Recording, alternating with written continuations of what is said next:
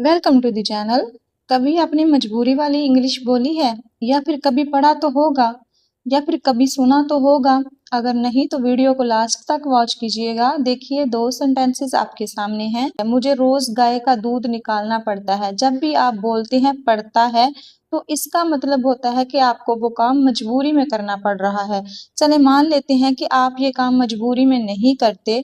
तो सेकंड वाला सेंटेंस देखिए, मुझे रोज सुबह गाय का गोबर उठाना पड़ता है। अब ये काम तो कोई भी अपनी खुशी से नहीं कर सकता, ये तो काम कोई मजबूरी में ही कर सकता है। तो ये वाला सेंटेंस तो पक्का मजबूरी वाला ही है। तो जिस भी सेंटेंस के एंड में करना पड़ता है, करना पड़ता था, या करना पड़ा, या करना पड़ेगा, या करना पड़ रहा है, या करना पड़ रहा था, ऐसे सेंटेंसेस जिनमें ये वर्ड्स यूज होते हैं, तो आप इन्हें बहुत ही आसानी से बना सकते हैं सिर्फ और सिर्फ इस एक वर्ड की मदद से, वो है हैव प्लस टू।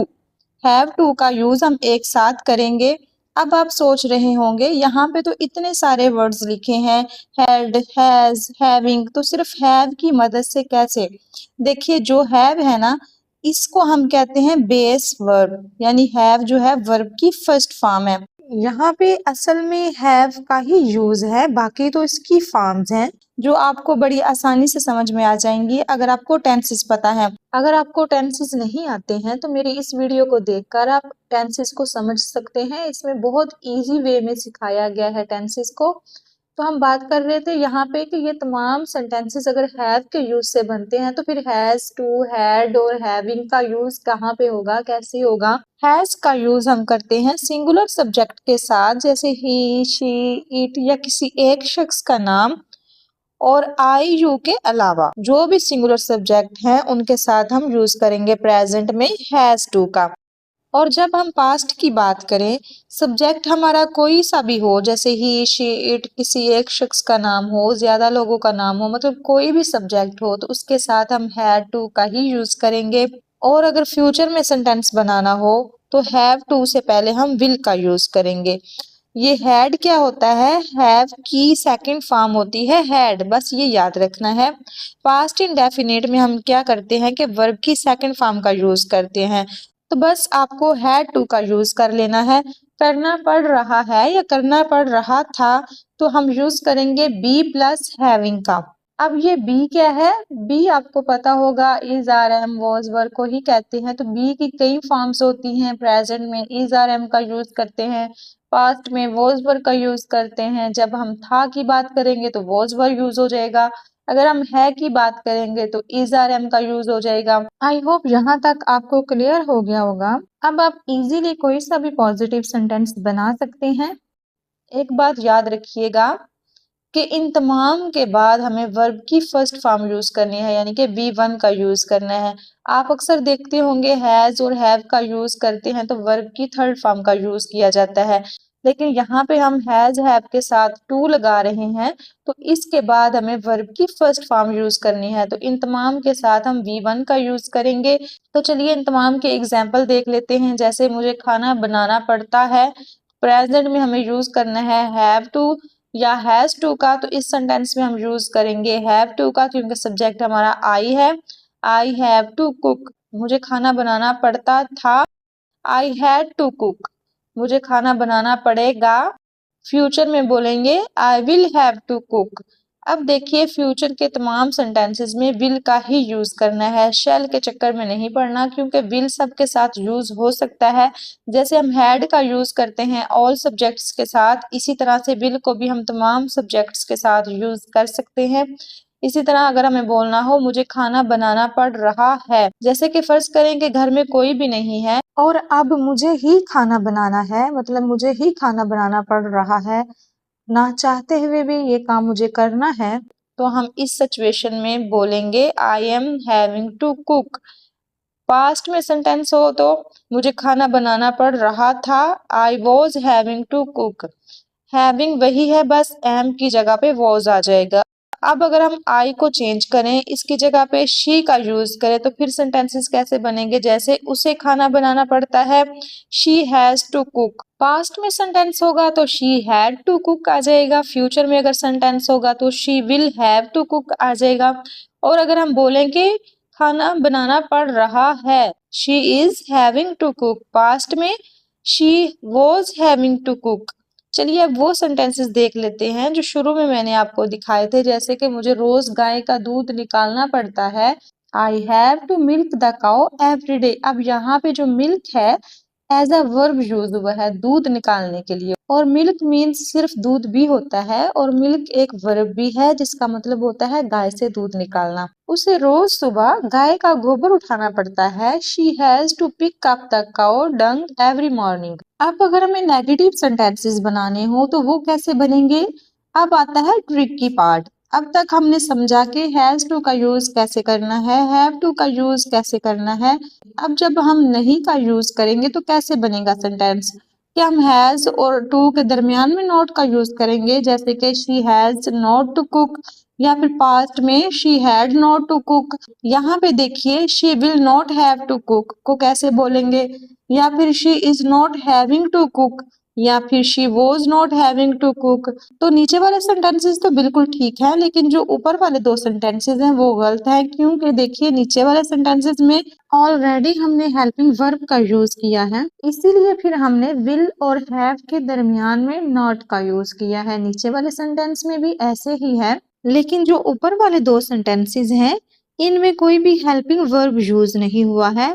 एक सेंटेंस तो हमारा प्रेजेंट इंडेफिनिट का है और दूसरे वाला सेंटेंस हमारा पास्ट इंडेफिनिट का है, तो इनमें हमने कोई भी हेल्पिंग वर्ब यूज नहीं किया है। ये सेंटेंस प्रेजेंट इंडेफिनिट का है और ये वाला सेंटेंस पास्ट इंडेफिनिट का है। जब हम प्रेजेंट और पास्ट के नेगेटिव सेंटेंस बनाते हैं तो हम क्या यूज करते हैं? प्रेजेंट इंडेफिनिट में हम डू या फिर डज का यूज करते हैं हेल्पिंग वर्ब के तौर पे, और पास्ट इंडेफिनिट में हम हेल्पिंग वर्ब यूज करते हैं डिड। जब हम डिड का यूज करेंगे तो फिर हम सेकंड फॉर्म यूज नहीं करेंगे, इसीलिए हम नेगेटिव और इंटेरोगेटिव सेंटेंसेस में फिर वर्ब की फर्स्ट फॉर्म का यूज करते हैं, क्योंकि डिड खुद ही सेकंड फॉर्म है डू की। तो जब इन सेंटेंसेस को नेगेटिव बनाएंगे तो फिर हमें उन हेल्पिंग वर्ब का यूज करना होगा। तो ये सेंटेंस बनेंगे she does not have to cook. अगर आई होता तो मैं बोलती I do not have to cook. एक चीज और ध्यान में रखिएगा, हम अभी तक शी के साथ हैज यूज कर रहे थे, लेकिन नेगेटिव में हम हैज टू की जगह पे हैव टू का ही यूज करेंगे। इसी तरह से इस सेंटेंस में देखिए हमने डिड नॉट का यूज किया है, तो पास्ट में बनाने के लिए भी हम हैव टू का ही यूज करेंगे, हैड टू का नहीं यूज करेंगे। तो अब हैड टू और हैज टू कहाँ पे गए? देखिए हम प्रेजेंट इंडेफिनिट और पास्ट इंडेफिनिट में वर्ब की सेकंड फॉर्म का यूज करते हैं, राइट, सिंपल सेंटेंसेस में। लेकिन जब हम उनके नेगेटिव सेंटेंसेस बनाते हैं तो फिर हम वर्ब की फर्स्ट फॉर्म यूज करते हैं, लेकिन साथ में हम हेल्पिंग वर्ब का यूज कर लेते हैं, जैसे डू डज और डिड का। इसी तरह से यहाँ पे भी हम वर्ब की फर्स्ट फॉर्म का यूज अब करेंगे। तो हैव जो है वर्ब की फर्स्ट फॉर्म है, इसलिए यहाँ पे हैव का यूज हुआ है। अब अगर हमें क्वेश्चन बनाना हो तो क्या करना है? हेल्पिंग वर्ब यानी डू डज डिड को स्टार्ट पे ले आना है, जैसे क्या उसे खाना बनाना पड़ता है? Does she have to cook? क्या उसे खाना बनाना पड़ता था? Did she have to cook? यहाँ पे विल शुरू में आएगा, जैसे will she have to cook? क्या उसे खाना बनाना पड़ेगा? Is she having to cook? क्या उसे खाना बनाना पड़ रहा है? Was she having to cook? क्या उसे खाना बनाना पड़ रहा था?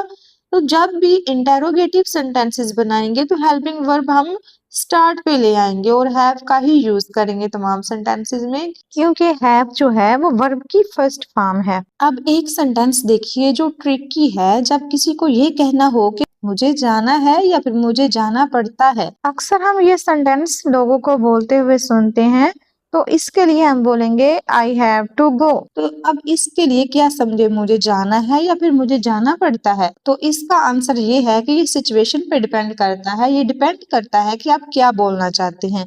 दोनों सेंटेंसेस की इंग्लिश एक ही है। ज्यादातर जब हम ये यूज करते हैं ना कि पढ़ता है, तो वहां पे ज्यादातर ऐसे वर्ड्स होते हैं जैसे मुझे वहां रोज जाना पड़ता है, तो हम बोलते हैं I have to go there every day. तो इसमें जो वर्ड है एवरी डे, इससे हमें पता चलता है कि ये काम मजबूरी में किया जा रहा है। क्यों? क्योंकि रोज कोई भी कहीं भी किसी वजह से ही जाएगा। तो जब इस तरह के वर्ड्स हों जैसे every day, every week, every morning या फिर हर दूसरे दिन, तो तब इसका मतलब निकलेगा कि करना पड़ता है। चलिए कुछ और सेंटेंसेस देखते हैं। मुझे डॉक्टर से मिलना पड़ा। I had to see a doctor. तो देखिए जब हमने पढ़ा कि जाना पड़ता था तो भी हमने हैड का यूज किया, और अब है पढ़ा तो भी हम आई हैड का ही यूज कर रहे हैं, इस बात का ध्यान रखिएगा। इसी तरह से उसे हर हफ्ते कराची जाना पड़ता था। He had to go to Karachi every other week. मुझे उसे सजा देनी पड़ेगी। I will have to punish her। हर की जगह पे हम हिम का यूज भी कर सकते हैं। आपको पहले ऑफिशियल इजाजत लेनी पड़ेगी। You will have to get official permission first। इनके पास कार नहीं थी, इसलिए इन्हें पैदल स्कूल जाना पड़ता था। They had to walk to school because they did not have a car। I hope आपको यहाँ तक क्लियर हो गया होगा कि जब भी हमें मजबूरी वाले सेंटेंसेस बोलने होते हैं कि ऐसे काम जो हम करना नहीं चाहते हैं लेकिन फिर भी हमें वो करना पड़ते हैं, तो ऐसे सेंटेंसेस को हम हैव का यूज करके बनाते हैं। तो हैव की डिफरेंट फॉर्म्स के साथ भी हमने सेंटेंसेस को बनाना सीखा। आई होप आपको समझ में आया हो।